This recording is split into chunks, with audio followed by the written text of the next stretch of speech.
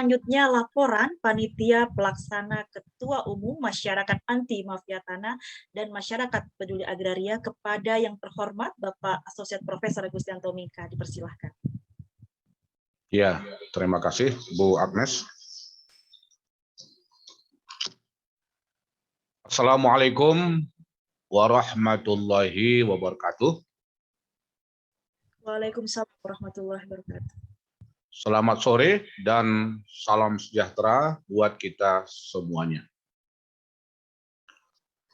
Pertama sekali yang saya hormati Bapak Martin Santosa, SHMH, Perancang Peraturan Perundang-undangan Bidang Hukum, Dirjen Minerba Kementerian ESDM yang sudah hadir. Kemudian yang saya hormati Kanjeng P. Norman Hadinegoro, beliau adalah Ketua Umum Pernusa yang banyak memperjuangkan korban mafia tanah di Nusantara. Kemudian yang saya hormati mitra kami, Dekan Fakultas Hukum Universitas Samudra Langsa Aceh, Bapak Dr. Muhammad Nasir SH MHum, serta rombongan para pakar, para doktor, dosen, dan mahasiswa Universitas Samudra Langsa Aceh. Juga lembaga konsultasi dan bantuan hukum dari universitas tersebut. Berikutnya yang tidak asing bagi kita, mitra kita juga adalah Direktur Law Firm Justisia Indonesia, yaitu Bapak Musa Siregar SH CPL. Selanjutnya seluruh jajaran pengurus MAMTA dan masyarakat peduli agraria. Yang terhormat para pembicara yang sengaja kita undang dalam forum yang mulia ini, di antaranya adalah Bapak Dr. Hayu Prabowo MHum. Dulu beliau ini kita kenal sebagai Ketua MUI Pusat di bidang urusan lingkungan hidup dan banyak bergerak dalam bidang green economy. Kemudian pembicara berikutnya Bapak Dr. Budi Abdullah, SHMH, praktisi hukum MAMTA, dan beliau Direktur LBH Medan. Berikutnya adalah yang kita hormati Bapak Irman Syah, Direktur Eksekutif MAMTA, Masyarakat Anti Mafia Tanah. Berikutnya para jajaran pengurus dari Lembaga Konservasi Lingkungan Hidup, termasuk yang kita hormati di dalamnya juga yang mewakili LKLH pada hari ini yaitu Bapak Darwin Marpaung ya sebagai pembicara. Juga tim-tim yang lain seperti Direktur Lembaga Pengawas Pelanggaran Hukum untuk Ibu Kota Negara Jakarta Jabodetabek yaitu Bapak Irwanto. Dan para hadirin, para peserta dari seluruh Indonesia, saya lihat banyak dari banyak kampus, konsultan, dan lembaga-lembaga yang terkait dengan pertanahan, sesuai dengan daftar hadir yang ada di tangan kami.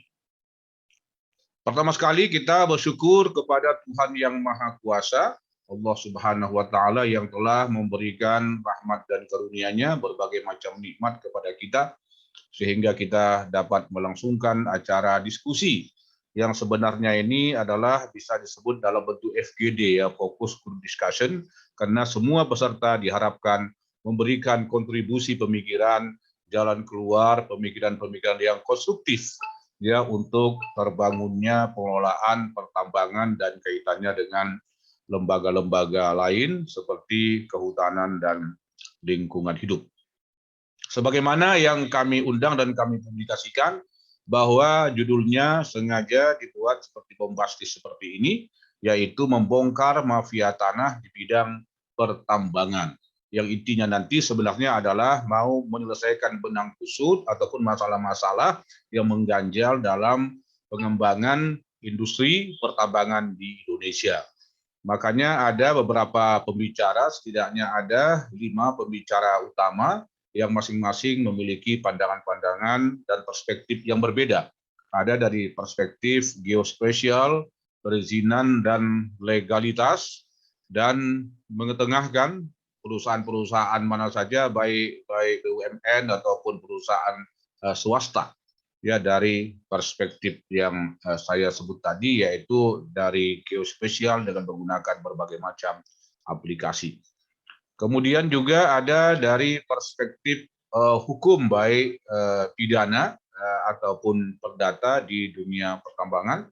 Kemudian juga dua pembicara nanti tentang dampak lingkungan, ya, dari kegiatan usaha pertambangan yang ada di Indonesia.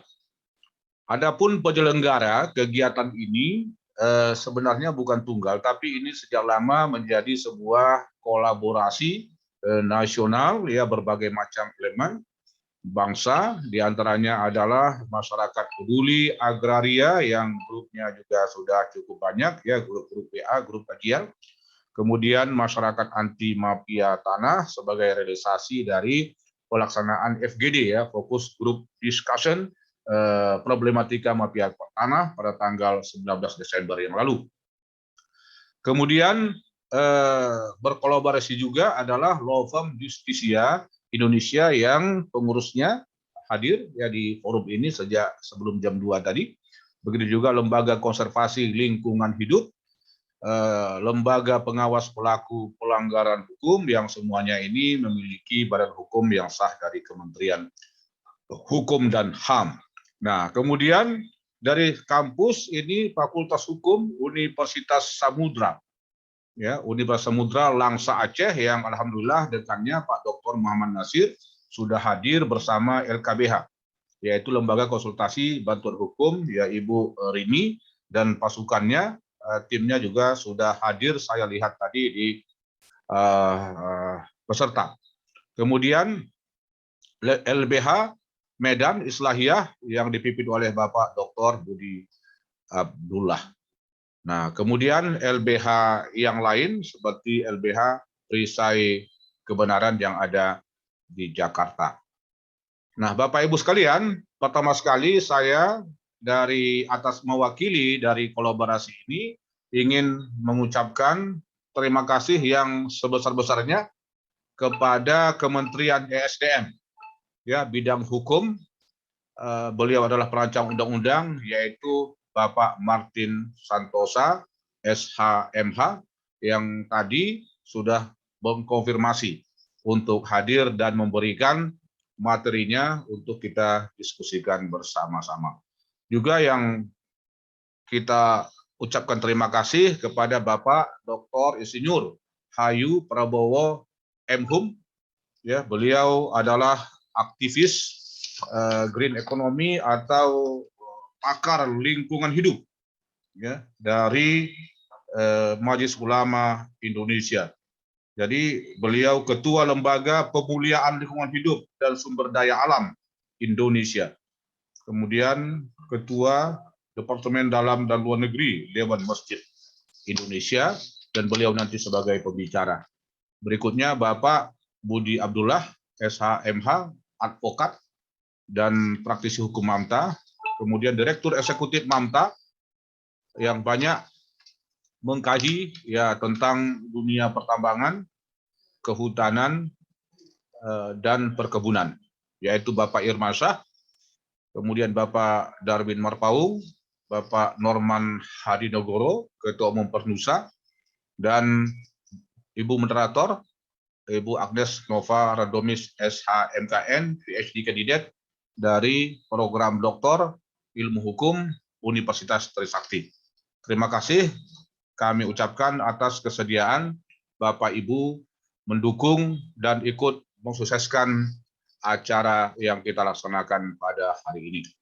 Nah, Bapak Ibu sekalian, bahwa dunia pertambangan sangat menarik untuk dibedah dan dianalisis, ya, secara akademis dari berbagai macam perspektif, baik dari sisi legalitas dan perizinan dalam rangka penegakan hukum di negara hukum Indonesia ini, maupun dari sisi dampak lingkungan hidup, juga dari sisi lainnya, yaitu dari sisi kebijakan negara, bagaimana politik hukum kenegaraan di Indonesia ini dalam mengembangkan industri dan usaha pertambangan yang legal dan tidak bertentangan dengan hukum yang ada di Indonesia.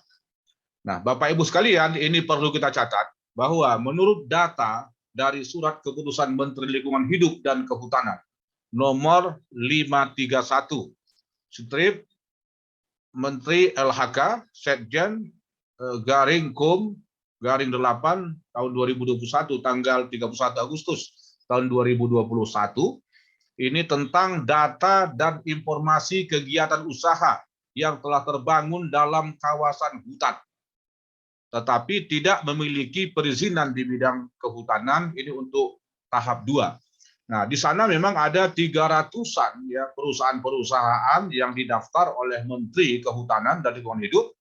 Dari 300-an itu terdapat 26 perusahaan tambang yang terdaftar dalam SK Menteri tersebut. Dan kita dengan mudah untuk mengakses data itu dari Kementerian Lingkungan Hidup dan Kehutanan.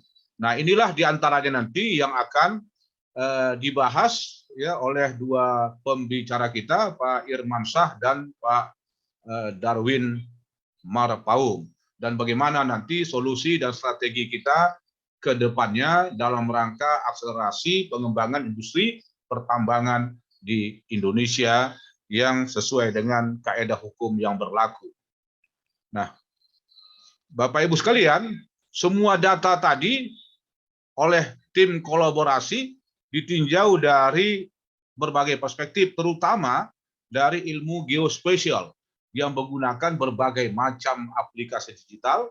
Nah, dengan cara itu kita dengan mudah melihat fakta-fakta, ya bagaimana fakta dampaknya terhadap lingkungan alam, terhadap kerusakan hutan, dan mungkin juga tentang perizinan-perizinan yang harus diurus oleh berbagai macam perusahaan tersebut.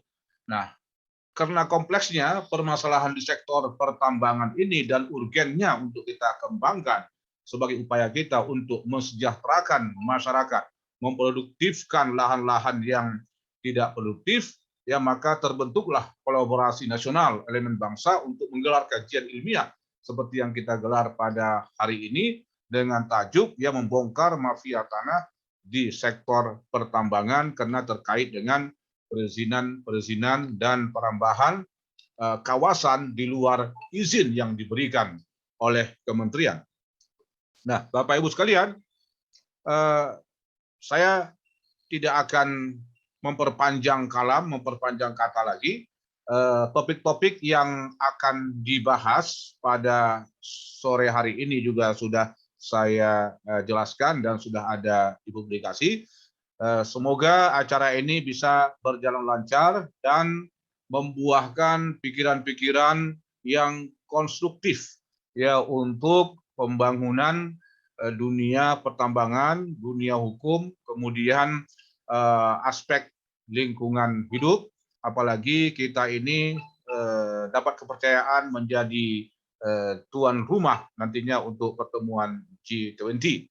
Nah, salah satu yang diusung tentunya adalah green economy dan membuktikan fakta-fakta kita termasuk negara yang terdepan ya dan peduli kepada masalah lingkungan dan masa depan dunia ini. Nah, saya kira demikian saja. Mohon maaf jika terdapat kekurangan. Terima kasih atas partisipasi semua peserta ya di luar pembicara dan para undangan. Semoga kehadiran kita di forum yang mulia ini bisa mendatangkan manfaat yang besar untuk kemaslahatan bangsa dan kesejahteraan masyarakat atau rakyat Indonesia. Demikian saja. Terima kasih. Wabillahi taufiq wa hidayah. Wassalamualaikum warahmatullahi wabarakatuh.